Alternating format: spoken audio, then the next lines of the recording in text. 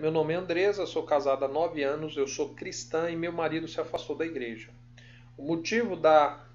eh, o motivo. Gente, como é que eu me perco na segunda linha? O motivo da minha separação, segundo ele, foi porque eu o prendi muito. Não deixava ele sair sem mim, ele não tinha vida, ele falou que cansou de mim e dos 3 filhos que temos.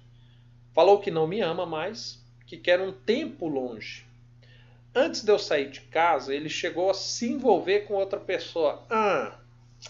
E diz que foi por conta dos meus ciúmes. Mas agora afirma não ter mais nada com ninguém.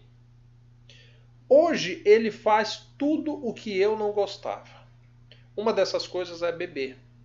Hoje ele está, eu não vou dizer o nome da cidade, né? E eu estou em outro estado. Sempre nos falamos, porque ele sempre me liga ou manda mensagem. Eu acho que não posso ignorá-lo totalmente. Mas ele prometeu voltar no final do ano. Só que agora ele está frio, não me chama mais de amor, não me abraça, não me beija, não demonstra nenhum tipo de carinho. E como sempre foi assim, eu tenho medo de não voltar a ser. Minha sogra falou que o meu casamento vai ser igual ao dela, frio. Mas isso eu não quero. Quero meu marido apaixonado como antes. O que eu faço? Agora bacana, Andressa. O seu aconselhamento foi bem pontual. Família, vamos lá. Primeiro, eu costumo dizer que um casamento ele não acaba da noite para o dia. Certo? Não acaba da noite para o dia. Existem muitas coisas que contribuem para que um casamento acabe. Uma das coisas que já ficou identificado aqui nesse caso foi os ciúmes. A Bíblia identifica que os ciúmes não é algo bom. Não existe esse negócio de ciúmes controlado, um ciúmes bem dosado, sabe? Nem muito nem pouco, não existe. A palavra ciúmes na Bíblia, ela é anexada a algo negativo. Ou seja, se você sente ciúmes da outra pessoa, significa que você tem um problema muito sério de autoestima, de domínio próprio, de compreender o que é o relacionamento. Ou seja, ciúmes não é bom. Aí ela fala aqui de ciúmes, ela fala de ser possessiva e de outras características, né? Mas ele justificou que o adultério dele foi proveniente a isso. Pode sim ter contribuído, tá? Família, vamos ser sinceros, vamos bater um papo real agora, respondendo a Andressa e a todos os que estão acompanhando ao vivo. O que nós precisamos entender? Eu sei que pode haver pessoas que falam assim, Diego, nada justifica um adultério. Errado. Se você colocar a pessoa todos os dias diante de uma tentação, uma hora essa pessoa pode vir a cair. A Bíblia diz que você não deve buscar tentar ao seu Deus, que você não deve colocar o seu irmão uma pedra de tropeço sobre ele, para ele, né, vir a tropeçar.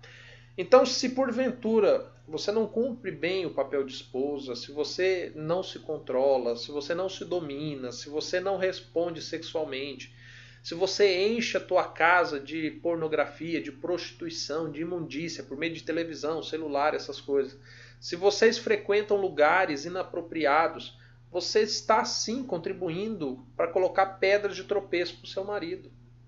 Ou seja, um dia ele pode vir a tropeçar. Diego, mas não justifica.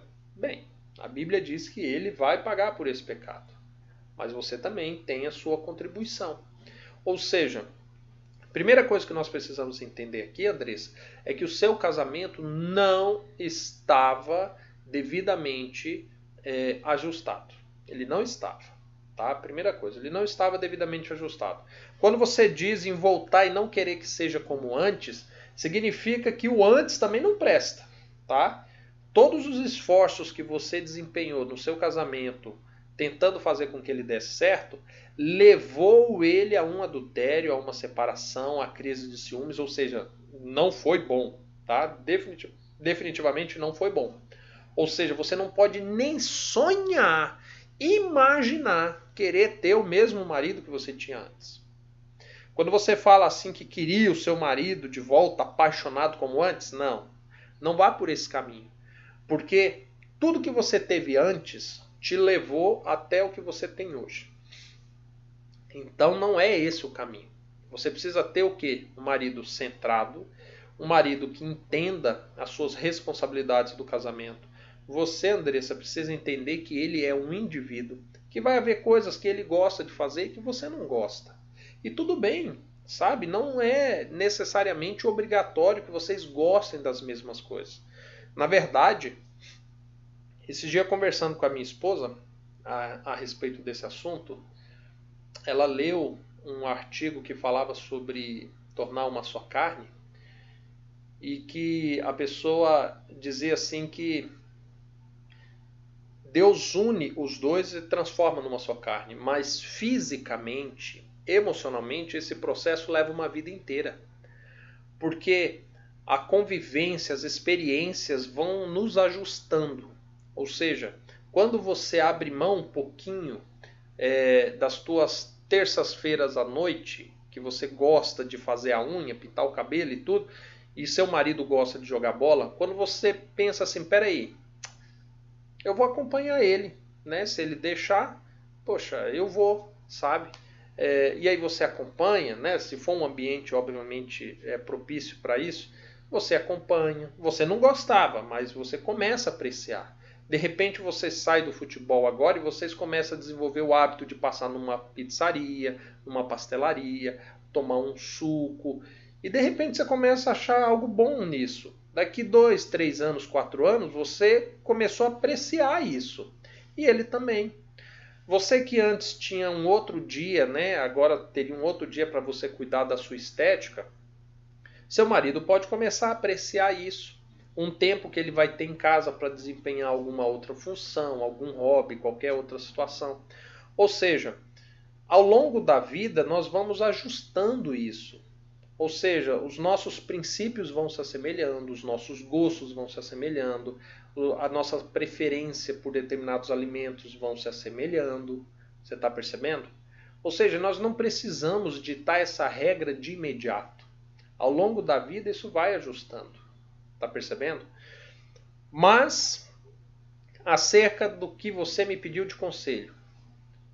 O que você faz para ter seu marido de volta? Não faça nada para ter aquele homem de volta.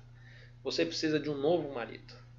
O mesmo homem, mas um novo marido. Que entenda que o casamento pode ser uma aventura incrível. Que o casamento pode transformá-lo num homem ainda maior do que ele já é. Que o casamento pode fazer com que ele alcance honras e glórias que sozinho seria incapaz ele chegar. Que o casamento é algo que vai poder conceder a ele prazeres que somente o casamento é capaz de proporcionar. E aí quando ele entender isso e entrar nessa, certamente agora você vai ter um casamento muito mais bem estruturado, muito mais feliz. E aí sim, de fato, você vai ter um casamento diferente da tua sogra. E isso é algo importante, viu, que você mencionou. Ou seja, se a tua sogra diz que o teu casamento será frio igual ao dela, significa que teu marido tem uma péssima referência dentro de casa. E isso vai exigir algumas técnicas, algumas estratégias suas para que ele seja desligado dessa situação. Tá entendendo? Mas isso é com o tempo, tá?